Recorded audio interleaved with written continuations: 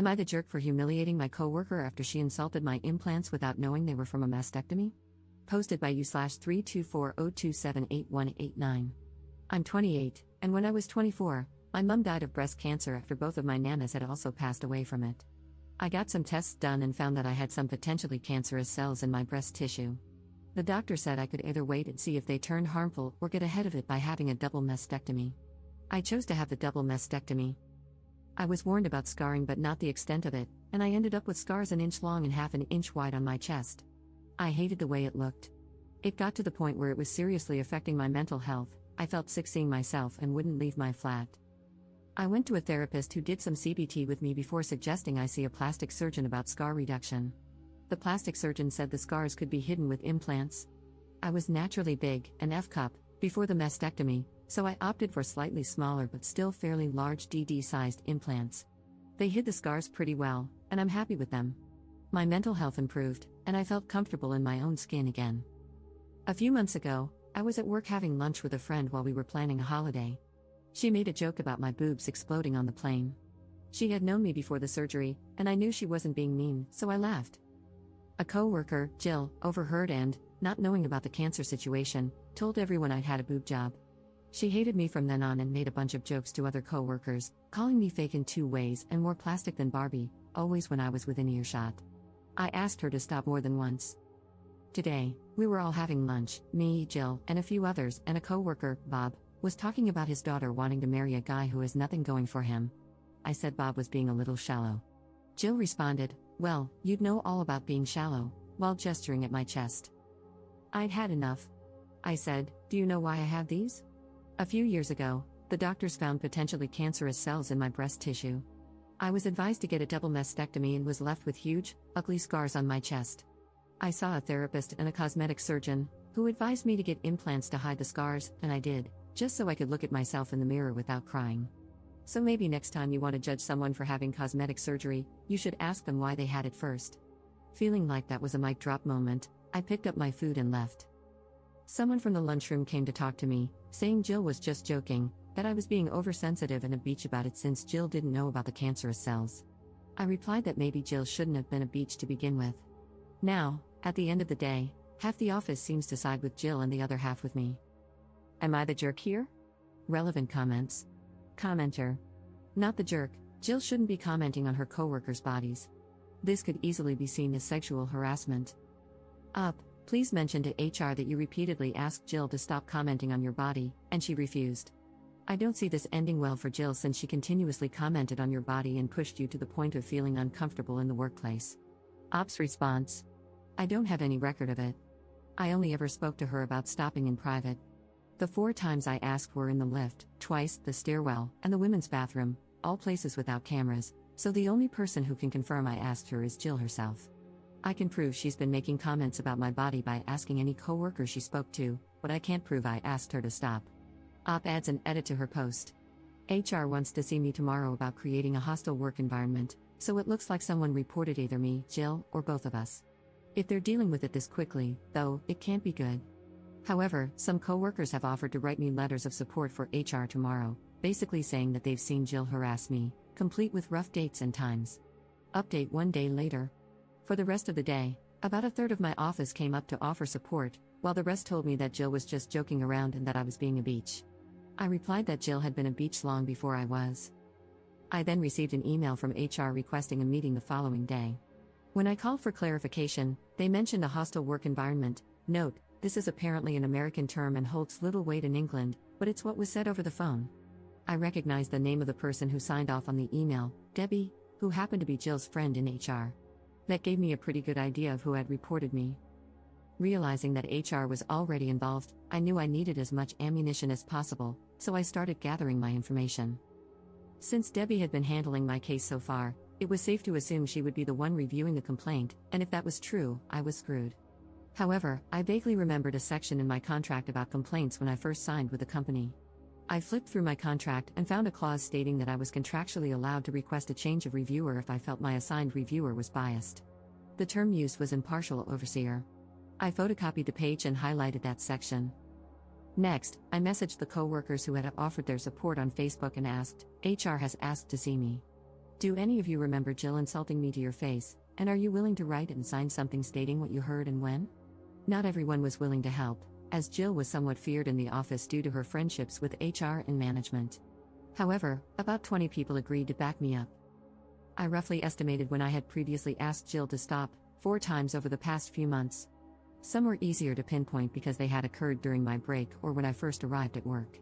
I wrote them all down, along with an approximate time of the lunchroom confrontation and a list of the names of those present. The next morning, I arrived at work slightly early. I went around to those who had messaged me, and most managed to provide me with a printed and signed statement, some didn't, but no big deal. The statements were concise, but they included all the necessary details. Here's a summarized version of what they said. My name is X name. I work with Jill last name and op. On X date at approximately X time, I spoke with Jill last name, during which she referred to op as quoted insult. I found this inappropriate as it directly related to op's appearance and am willing to go on record to establish that Jill last name has been discussing op in the workplace in the same manner for 3 months now, causing discomfort and creating what I feel is a hostile work environment. Signed X name. I ended up with about 16 signed statements, all from different people. One person had even witnessed the lunchroom confrontation with Jill. Some co-workers included bullet-pointed lists of everything Jill had said to them about me or others. Apparently, Jill had also made comments about a co-worker's weight and something anti-Semitic about another co-worker's nose, all of which were documented in these statements. Our office had about 45 people, so while 16 wasn't a majority, it was still a significant number. At 10 a.m., I was called to HR. I took the signed statements, the photocopy of my contract, and my notes in a folder. When I arrived, Debbie was the one handling the meeting. She got up from her desk, ready to lead me into another room. I immediately turned to the other HR worker in the room and asked, "So, is my meeting with you, then?" Debbie interjected, "No, you're with me." I responded, "That doesn't sit well with me, as my contract states I have a right to an impartial overseer." As I spoke, I took out the photocopy of my contract. Debbie read it. I wouldn't let her take the paper when a shredder was so close by, and said she could be impartial. I replied, "I really don't mean to be difficult, but I have it on good authority that the person on the other end of this complaint is your friend, and my contract says I'm allowed an impartial overseer." Debbie stomped off to get the supervisor. When he arrived, he asked how I knew Debbie couldn't be impartial. I told him I had good reason to believe Jill was a close friend of hers. When he asked Debbie if this was true, she only responded, "I can be impartial." The supervisor sighed, then asked the other HR rep to join us. The 4 of us went in to review the complaint together. I thanked them for accommodating my request. I was worried I had annoyed them. Debbie, on the other hand, looked homicidal. Clearly, she had anticipated firing me or at least recommending my termination. The interview lasted over half an hour, with them asking the same questions in different ways. Here's a condensed version of how it went. Q. You said outside that you think Jill last name reported you. Why is this? A. Jill has had an issue with me for about 3 months now. Q. Why didn't you come to us when you realized Jill had an issue? A. I had no issue with her. Q. What issue does Jill have with you? A. 4 years ago, a specialist identified potentially cancerous cells in my breast tissue. I had surgery to remove my breast tissue, thereby removing the cells and the risk. After the surgery, I was left with large scars on my chest. I went to a therapist for low self-esteem and depression. The therapist suggested a plastic surgeon, who recommended breast implants to cover my scars. All of this is in my medical history, which you have a copy of in my file and my full permission to review.